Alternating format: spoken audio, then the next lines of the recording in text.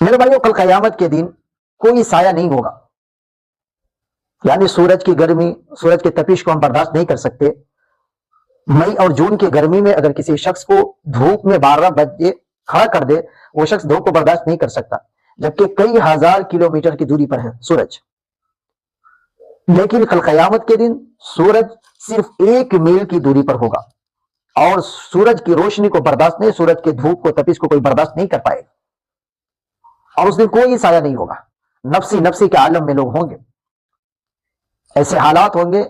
قرآن نے نقشہ کھینچا ہے، اذا الشمس كورت واذا النجوم انكدرت واذا الجبال سيرت اذا السماء انفطرت واذا الكواكب انتثرت واذا البحار فجرت اذا زلزلت الارض زلزالها واخرجت الارض اثقالها يا ايها الناس اتقوا ربكم ان زلزلة الساعة شيء عظيم يوم ترونها تذهل كل مرضية عما ارضعت وتضع كل ذات حمل حملها وترى الناس سكارى وما هم بسكارى۔ کل قیامت کے دن آسمان پھٹ جائے گا اور سورج ٹکڑے ٹکڑے ہو جائیں گے، اور دودھ پلانے والی ماں اپنے بچے کو بھول جائیں گی، حمل والی ماں اپنے بچوں کو بھول جائیں گی، اور لوگ نشے کی حالت میں ہوں گے۔ دیکھنے کے اعتبار سے تو وہ نشے کی حالت میں ہوں گے، لیکن اصل میں نشے کی حالت میں نہیں ہوں گے۔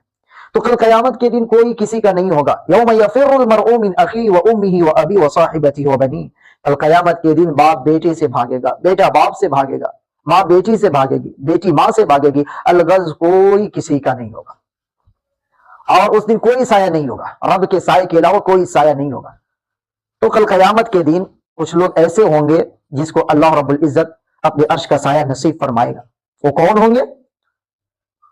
جس نے اپنے جوانی کو خدا کے احکام کے مطابق گزاری، ان کی بھی خواہشات تھی، وہ بھی اپنے من کے مطابق زندگی گزارتے، اپنی خواہشات کو پورے کرتے، لیکن نہیں، جب گناہ کی طرف بڑھتے ہیں انہیں ان کا رب یاد آ جاتا ہے، قیامت یاد آ جاتی ہے، اپنی قبر یاد آ جاتی ہے، اور نبی پاک صلی اللہ علیہ وسلم یاد آ جاتے ہیں، اور کل قیامت کے دن اپنے رب کے سامنے کھڑا ہونا یاد آ جاتا ہے، پھر وہ گناہ سے پیچھے ہٹ جاتا ہے۔